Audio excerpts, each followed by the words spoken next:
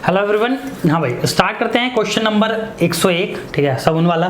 ठीक है, okay okay, आ जाओ। फ्रियोन्स, अरे भैया 12th का alkyl halide and aryl halide chapter पढ़ोगे तो उसमें जब चैप्टर खत्म हो जाता है तो कुछ कंपाउंड दिए हैं, डीडीटी वगैरह, फ्रियोन्स, तो आपको वहाँ पता चल जाएगा कि फ्रियोन्स किसको बोलते हैं। हम फ्रियोन्स बोलते हैं क्लोरोफ्लोरोकार्बन्स को, क्लोरोफ्लोरोकार्बन्स को। ये फ्रियोन्स आपने बहुत ज़्यादा पढ़ा भी होगा एनवायरनमेंट में, अगर न्यूज़पेपर पढ़ रहे हो तो global warming, freons are the reasons for global warming, ये कि एसी से फ्रियोन्स निकलते हैं, क्लोरोफ्लोरोकार्बन्स वगैरह निकलते हैं ना, एसी, रेफ्रिजरेटर वगैरह से। तो फ्रियोन्स किसको बोलते हैं? क्लोरोफ्लोरोकार्बन्स को, जिसमें क्लोरीन, फ्लोरीन भी होती है और कार्बन भी होती है। ठीक है, CFCs, इनका दूसरा नाम भी क्या होता है? CFCs भी बोलते हैं इनको। ठीक है, क्लोरो CCl2F2 टाइप, इस टाइप के कंपाउंड। ठीक है, ओके, इस टाइप के कंपाउंड्स। ठीक है, आओ नेक्स्ट पर चलते हैं। An industrial fuel containing N equimolar mixture of CO and H2। भैया CO प्लस H2 का इक्विमोलर मिक्सचर है, मतलब 1:1 का मिक्सचर है। इस मिक्सचर को हम क्या बोलते हैं? इस मिक्सचर को हम बोलते हैं जनरली वाटर गैस। क्या बोलते हैं? Water gas. ठीक है, इसमें कोई कंफ्यूजन वाली बात ही नहीं है, वाटर गैस बोलते हैं, सिंथेसिस गैस नहीं बोलते हैं। सिंथेसिस गैस आगे होती है जब CO2 प्लस H2 वगैरह बन जाता है, इसको वाटर गैस बोलते हैं। CO प्लस H2 के मिक्सचर को वाटर गैस। ठीक है, नेक्स्ट चलते हैं, जिसमें कंफ्यूजन हो सकता है बता रहा हूँ। The correct sequence showing bond order. अरे भाई ये तो मेरा फेवरेट है, पहाड़ बना लो। पहाड़ बनाना सिखाया हुआ है ना, बस सिंपल सी बात है। देखो, इससे मैं इलेक्ट्रॉन्स लिख रहा हूँ 0 1 2 3 4 5। डायटोमिक का तो इससे अच्छा कुछ है ही नहीं। 6 7 8 9 10 11 12 13 14 15 16 17 18। ठीक है, 19 18 थोड़ा नीचे आ जा भाई, 18 19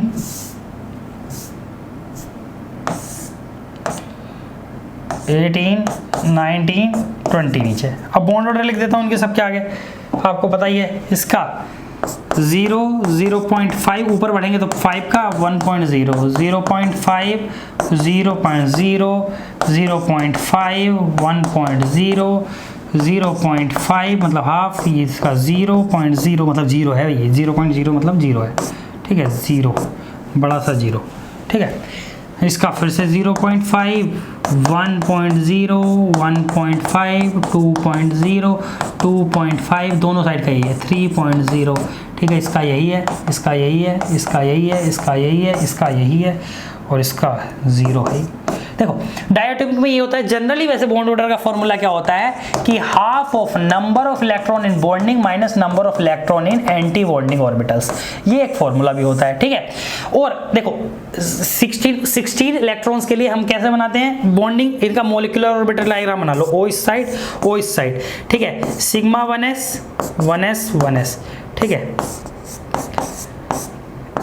सिग्मा स्टार 1s। ठीक है, sigma 2s sigma star 2s। और इसके बाद क्या होता है? ठीक है, PZ सिग्मा PZ। ठीक है, और इसके बाद पाई PX पाई PY। फिर इसके बाद ऊपर होते हैं pi star PX pi star PY। ठीक है, और सिग्मा PZ। ठीक है, इस तरीके से ऑर्बिटल्स बनते हैं। और 100 इलेक्ट्रॉन फिल करने स्टार्ट कर दो। देखो, करो fill start. 1 2 3 4 5 6 7 8 9 10 11 12 13 14 15 16 16 O2। Normally O2 में 16 इलेक्ट्रॉन होते हैं। ठीक है, पैरामैग्नेटिक होगी, देखिए दो अनपेयर्ड इलेक्ट्रॉन है। ठीक है, पहले तो मैं डायरेक्ट इससे निकाल कर दिखाता हूं तुम्हें। ठीक है, देखो करेक्ट ऑर्डर सीक्वेंस है O2 का मतलब 8 8 16 इलेक्ट्रॉन। तो O2 का बॉन्ड, सॉरी O2 मतलब 16 इलेक्ट्रॉन, मतलब बॉन्ड ऑर्डर कितना आ गया? 2। मतलब बॉन्ड ऑर्डर कितना आ गया इसका? 2। ठीक है, O2 प्लस मतलब 15 इलेक्ट्रॉन, बॉन्ड ऑर्डर कितना आ गया इसका? 15 इलेक्ट्रॉन के लिए 2.5। ठीक है, O2 माइनस मतलब कितने इलेक्ट्रॉन? 17 इलेक्ट्रॉन। इसके लिए बॉन्ड ऑर्डर कितना आ गया? 17 इलेक्ट्रॉन्स के लिए 0.5, ठीक है। तो यहाँ से ये बात तो आप अलग से ध्यान रख के चलेंगे। आओ अब मैं इसका यहाँ से निकालता हूँ। तो O2 का बॉन्ड ऑर्डर कितना है, देखो O2 का बॉन्ड ऑर्डर, बॉन्डिंग के इलेक्ट्रॉन देख लो, ये एंटी बॉन्डिंग के ऊपर वाला, ये बॉन्डिंग 2 2 4 2 6 2 8 2 10। तो O2 में for O2 number of bonding electrons is कितने, 2 2 4 2 6 2 8 2 10 10। Number of anti bonding electrons कितने हैं, 1 2 3 4 5 6। तो बॉन्ड ऑर्डर कितना आ गया, half bonding minus anti bonding, 10 minus 6 मतलब 4/2 यानी 2।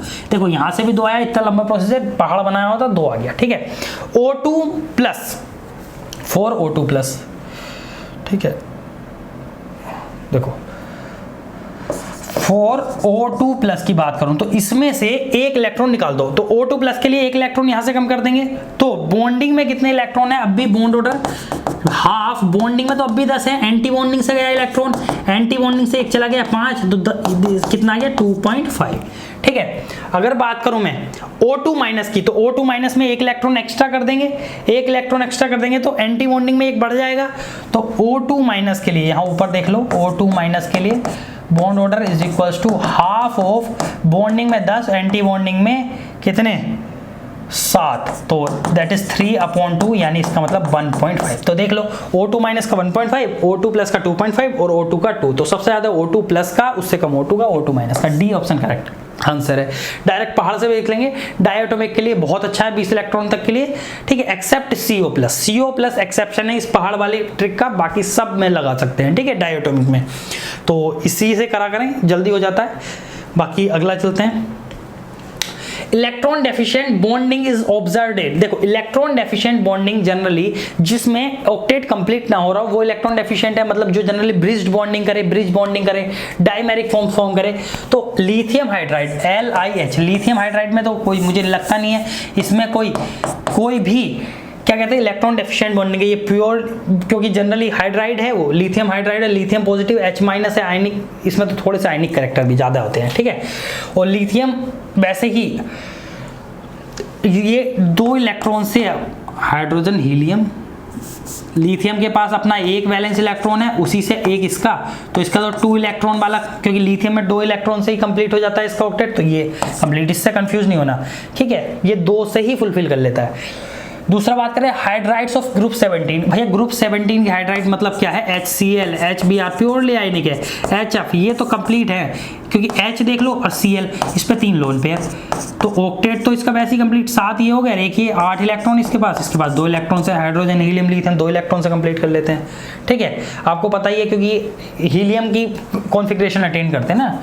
हाइड्राइड्स ऑफ ट्रांजिशन मेटल, अरे भैया ट्रांजिशन मेटल की हाइड्राइड्स तो ऑलरेडी वैसी FeS3, ठीक है, ये सब भी क्या होते हैं, इलेक्ट्रॉन रिच स्पीसीज होती है, इसमें तो कोई दिक्कत वाली है ही नहीं। Beryllium hydrides are bridge bonding compounds, जो BeH2 होती है ना जनरली, BeH2 के कंपाउंड्स, ठीक है, इसमें क्या होता है H, ये इधर, ठीक है, और BeH2 ऐसे compound, beryllium hydride like BeH2, ये इलेक्ट्रॉन डेफिशिएंट है, क्योंकि आप देखोगे हाइड्रोजन हीलियम लिथियम बेरिलियम, इसके पास 2 वैलेंस इलेक्ट्रॉन, ठीक है, और इससे जुड़ी हुई हाइड्रोजन, इसके पास भी 2 वैलेंस इलेक्ट्रॉन।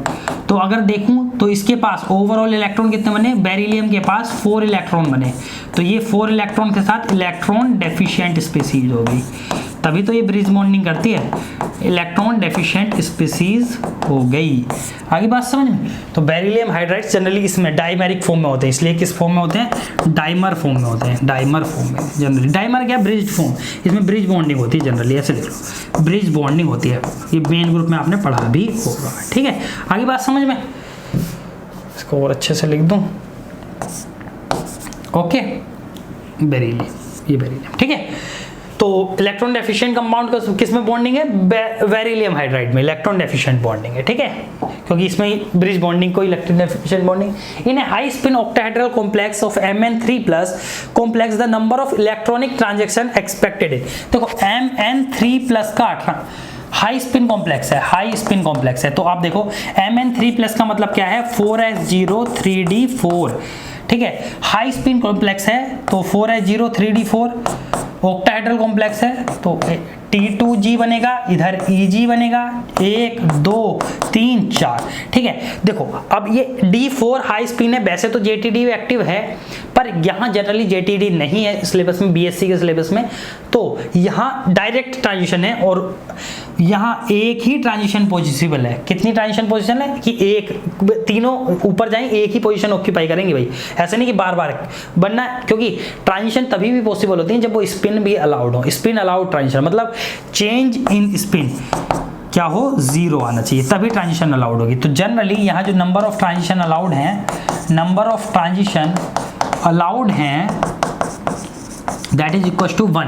और ये क्या, विदाउट JTD, विदाउट JTD है, JTD इंक्लूड नहीं करा।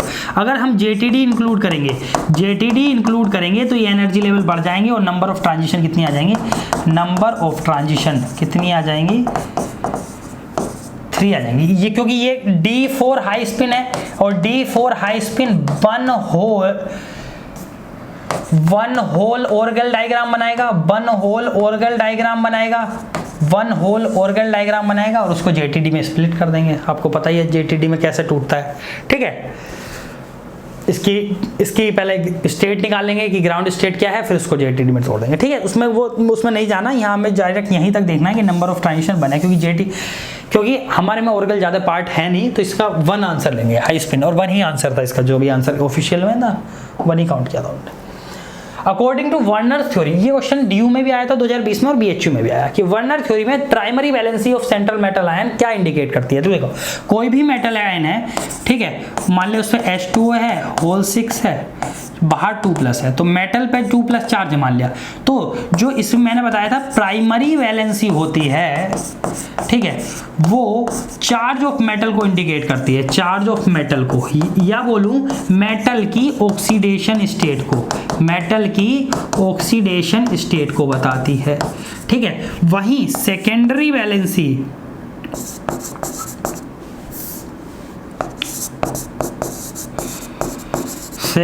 वैलेंसी मेरी क्या बताती है, कोऑर्डिनेशन नंबर को, कितने लिगेंड लगे हुए हैं, कोऑर्डिनेशन नंबर को। ठीक है, याद रखेंगे। तो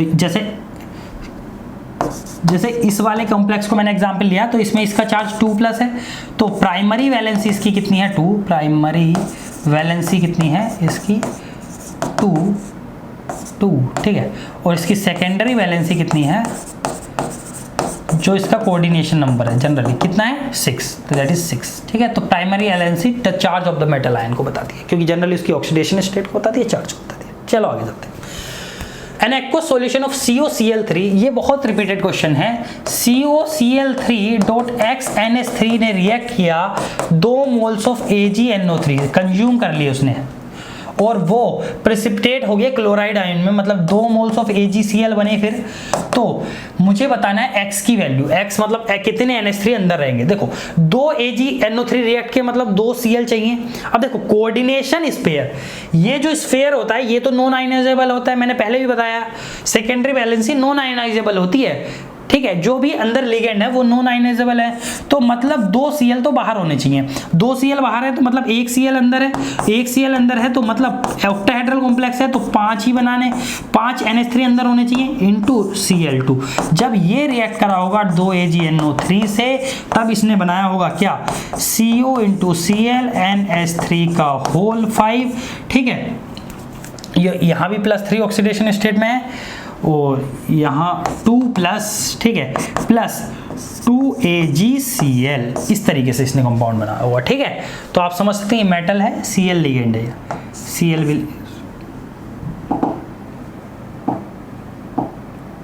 ठीक है, ये CO मेटल है, ओके, ये लिगेंड है, COCl लिगेंड, NH3 लिगेंड, तो 5 NH3 जुड़े हुए होंगे इससे, तो जो वैल्यू ऑफ X है in the compound that is 5 है, क्योंकि 2 Cl को प्रेसिपिटेट होना है तो उनको बाहर होना पड़ेगा कोऑर्डिनेशन स्फीयर से। यही तो वर्नर थ्योरी बोलती है।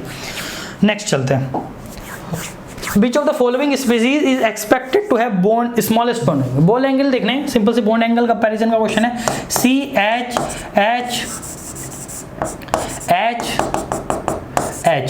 प्योरली टेट्राहेड्रल 109 डिग्री 28 मिनट, कोई भी चेंज नहीं। ठीक है, NH4 NH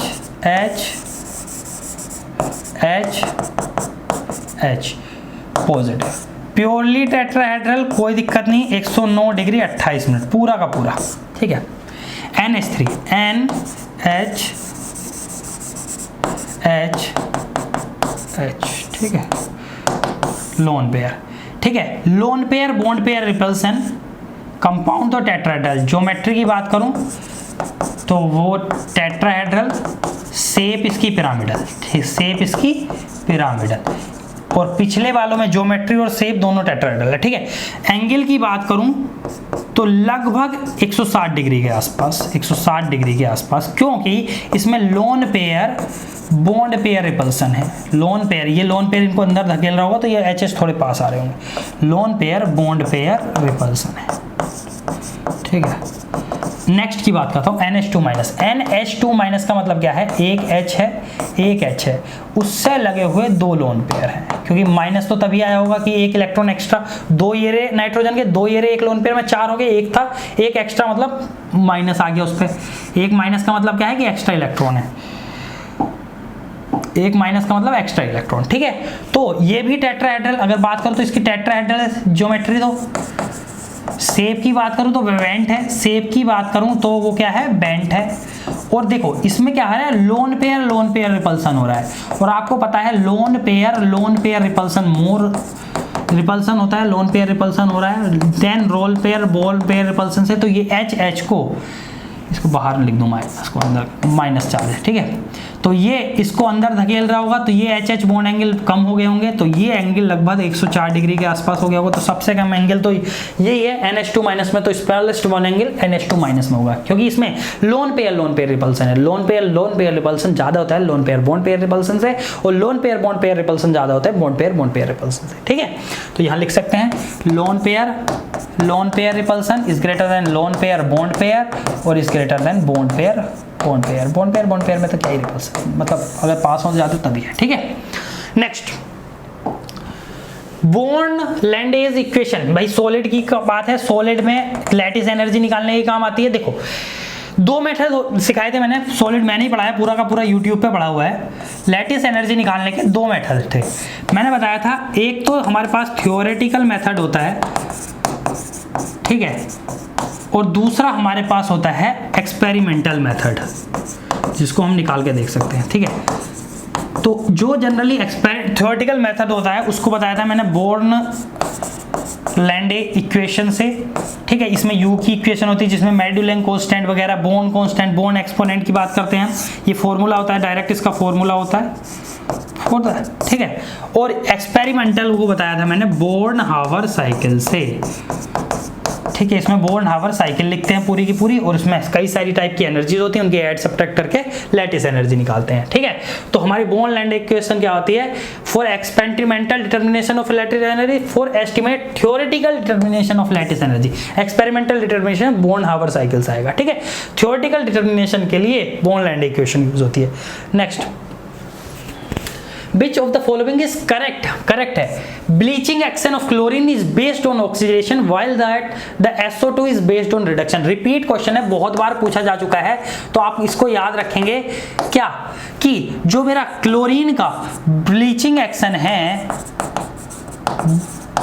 वो इसके ऑक्सीडेशन पर बेस्ड होता है। वो किस पर बेस्ड होता है, इसके ऑक्सीडेशन पर बेस्ड होता है, जबकि सल्फर डाइऑक्साइड का ब्लीचिंग एक्शन इसके रिडक्शन पर बेस्ड होता है। ब्लीचिंग एक्शन इसके रिडक्शन पर बेस्ड होता है। किस पर बेस्ड होता है, रिडक्शन पर बेस्ड होता है, रिडक्शन बेस्ड होता है, ठीक है। तो बहुत इजी है, बार बार रिपीट हो रहा है, स्टेटमेंट है, फर्स्ट स्टेटमेंट ही करेक्ट है। लास्ट 10 क्वेश्चन की तरफ चलेंगे अगली क्लास में। Thank you so much.